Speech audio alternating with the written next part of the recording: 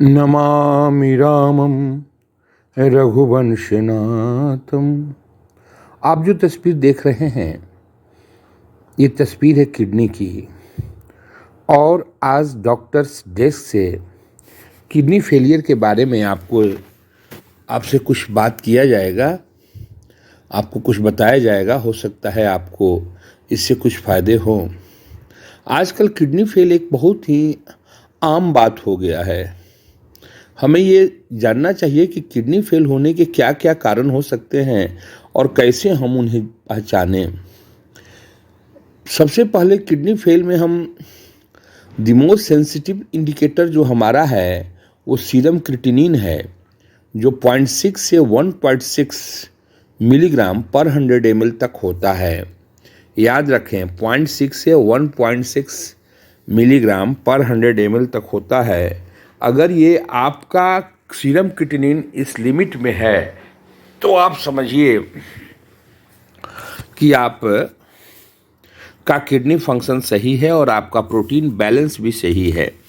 अगर 0.6 मिलीग्राम पर 100 ml से क्रिएटिनिन कम है तो ये समझिए कि आपके शरीर में मसल वास्टिंग हो रही है और आप प्रोटीन इंटेक कम ले रहे हैं। आजकल एक सबसे आश्चर्य की बात होती है जो हम देखते हैं डायबिटिक पेशेंट्स में टेस्ट में आता है, उनका सीरम प्रोटीन बहुत ही कम आता है। सीरम प्रोटीन बहुत ही कम आता है। इससे ये साबित होता है कि हम आजकल कार्बोहाइड्रेट बेस्ड डाइट लेते हैं जो कि डायबिटीज़ का कारण बनता है। खैर, उसकी चर्चा नहीं है। आज अभी हम किडनी फेल की बात करते हैं, रीनल फेलियर की बात कर रहे हैं। दूसरा मोस्ट सेंसिटिव इंडिकेटर है हमारे बॉडी का ब्लड यूरिया नाइट्रोजन बुन। ये 8 से 23 मिलीग्राम पर 100 ml ब्लड तक होता है। अगर 8 से कम है तो समझिए कि आपके बॉडी में नाइट्रोजन का अभाव है, और 23 से ज़्यादा है तो समझिए कि ज़्यादा हो रहा है। किडनी फेल होने की स्थिति में ये दोनों के दोनों इंडिकेटर्स बढ़ जाते हैं। अब सवाल ये पैदा होता है कि किडनी फेल होता क्यों है। किडनी फेल होने के कुछ सबसे इम्पोर्टेंट कारण हैं, उसमें एनाल्जेसिक है। आप दर्द की जो गोलियां खाते हैं, आपको पता नहीं, कुछ समय के लिए राहत तो मिलता है, लेकिन आप एक बार डॉक्टर से दिखा लेते हैं, इसके बाद आप उसको बराबर खाते रहते हैं कि तो दर्द की गोली है। ऐसे कितने रोगी हमको मिले जो बोले कि अपने मन से वो दर्द की गोलियां खाते हैं और उनका किडनी फेल हो जाता है। एनाल्जेसिक्स हमारे किडनी पर बहुत ही बुरा प्रभाव छोड़ते हैं। दूसरा है डायबिटीज़, अनकंट्रोल्ड डायबिटीज़, वो ब्लड शुगर जो कि हम कंट्रोल नहीं करते हैं, वो हमारे किडनी फेल होने का बहुत ही इम्पोर्टेंट कारण है। आपको अगर डायबिटीज़ है तो आप अपने चिकित्सक से प्रति माह मिलें, अपने जांच करावें और अपने लेवल को नॉर्मल रखें सो दैट कि किडनी फेलियर की स्थिति न आवे। तीसरा सबसे इम्पोर्टेंट कारण है वो है हाइपरटेंशन, ब्लड प्रेशर का बढ़ जाना। ब्लड प्रेशर का बढ़ने से भी आपको किडनी पर बहुत ही बुरा प्रभाव पड़ता है। उसमें आर्टेरियोस्क्लेरोसिस होता है जिससे कि किडनी फेल की स्थिति में आ जाती है। और सबसे इम्पोर्टेंट कारण ये भी है, आपके बॉडी में डिहाइड्रेशन रहता है। आप अगर पानी कम पीते हैं, और ख़ास करके सनबाइट का समय आ गया है, ये गर्मी का मौसम आ गया है और आप कहीं जाते हैं पानी कम पीते हैं, सनबाइट जब होता है, जब लू लगती है आपको, तब आपको ये पता नहीं चलता है कि आपके शरीर में कितना पानी लॉस हो गया है और प्यास भी नहीं लगती है। उस परिस्थिति में किडनी के पास पानी नहीं रहता है और पानी के अभाव में किडनी फेल हो जाता है। ये आप जान लीजिए कि किडनी एक ऐसा ऑर्गन है जिसके लिए पानी बहुत ही ज़रूरी है। पानी कैसा है ये भी होना ज़रूरी है। पानी जितना ही गंदा होगा, यानी हमारा ब्लड जितना ही गंदा होगा, उतना ही हमारे किडनी को प्रॉब्लम होगा। तो आप अपने बॉडी को हाइड्रेटेड रखें, आप अपने आप को डायबिटीज़ से बचावें, हाइपरटेंशन से बचावें, दर्द की गोली नहीं लें, है ना। तो आपको लगभग किडनी नॉर्मल रहेगी। और एक कारण सबसे इम्पॉर्टेंट है हिपेटोरिनल सिंड्रोम जिसे कहते हैं। पहले तो लीवर बीमार पड़ता है, उसके बाद किडनी बीमार पड़ जाता है। ये एक ज़बरदस्त याराना, ज़बरदस्त फ्रेंडशिप है इस दोनों ऑर्गन में, और वो होता है अल्कोहल से। अल्कोहल डायरेक्ट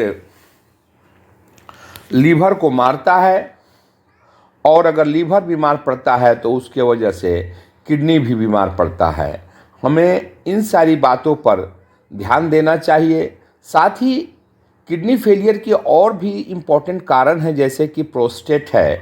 प्रोस्टेट में क्या होता है कि प्रोस्टेट आप अगर अपने पेशेंट डॉक्टर को दिखाएंगे तो वो अल्ट्रासोनोग्राफी करके या पैखाने के रास्ते में उंगली डाल करके ये जानने की कोशिश करेंगे कि आपका प्रोस्टेट बढ़ा है कि नहीं।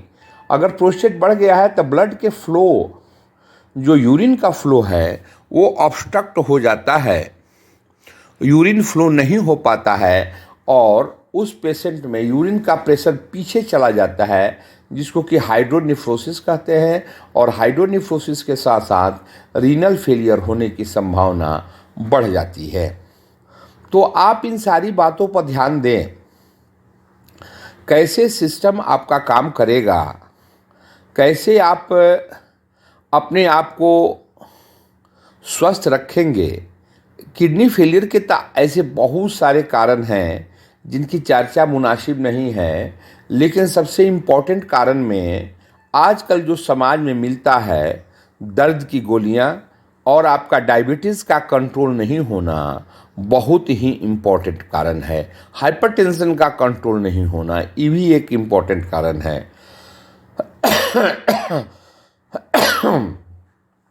प्रोस्टेट का बढ़ जाना, जो कि यूरिन के फ्लो को रोकता है, और अगर सिस्टम में यूरेटर वगैरह में कहीं पर तो प्रोस्टेट बढ़ जाएगा तो यूरिन का फ्लो रुक जाएगा, यूरिन का फ्लो रुकेगा तो बैक प्रेशर मारेगा, जो कि हाइड्रोनेफ्रोसिस करता है, और हाइड्रोनेफ्रोसिस से किडनी फेलियर के तरफ जाता है। रीनल अगर स्टोन है, किडनी में पत्थर है, तो वो भी एक इम्पॉर्टेंट कारण बन सकता है। वो भी एक इम्पॉर्टेंट कारण बन सकता है रीनल फेलियर का। इसलिए आपको इन सारी बातों पर ध्यान देना है। और ख़ास करके अभी समर का सीज़न आ गया, आज का तापमान तो 40 तक पहुंच गया है। आपको अलर्ट रहना होगा, जिससे कि आपके बॉडी में डिहाइड्रेशन नहीं हो। इलेक्ट्रोल पाउडर का घोल लेते रहें, अमझोरा लेते रहें, और अपने आप को लू से बचावें। डायबिटीज़ में HB हीमोग्लोबिन A1C आप जांच करावें, ताकि 2-3 महीने का आपको ये पता चले कि आपका ब्लड शुगर कैसा है। ब्लड प्रेशर बहुत ही इम्पोर्टेंट फैक्टर हो सकता है। अगर आप उच्च रक्तचाप के पेशेंट हैं और दवा नहीं लेंगे तो आपकी किडनी फेल होने की संभावना बहुत ज़्यादा बन जाती है।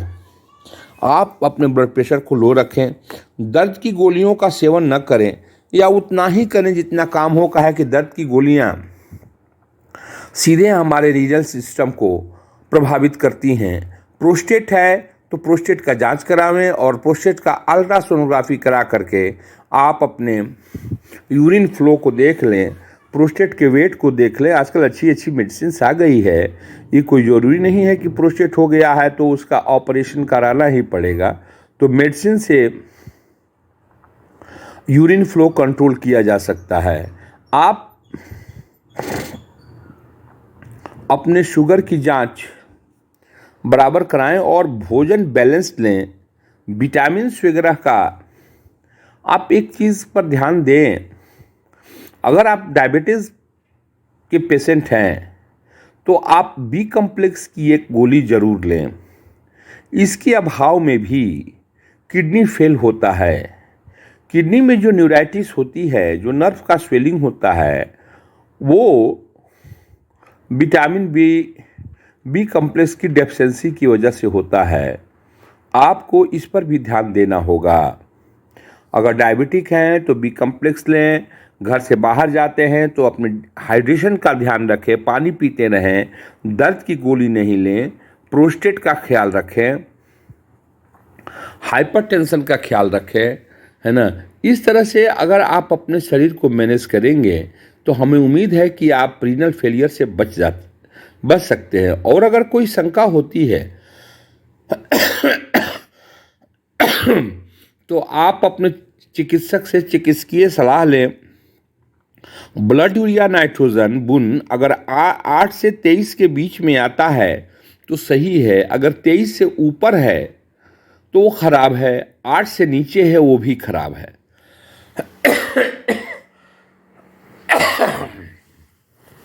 और सीरम क्रिएटिनिन भी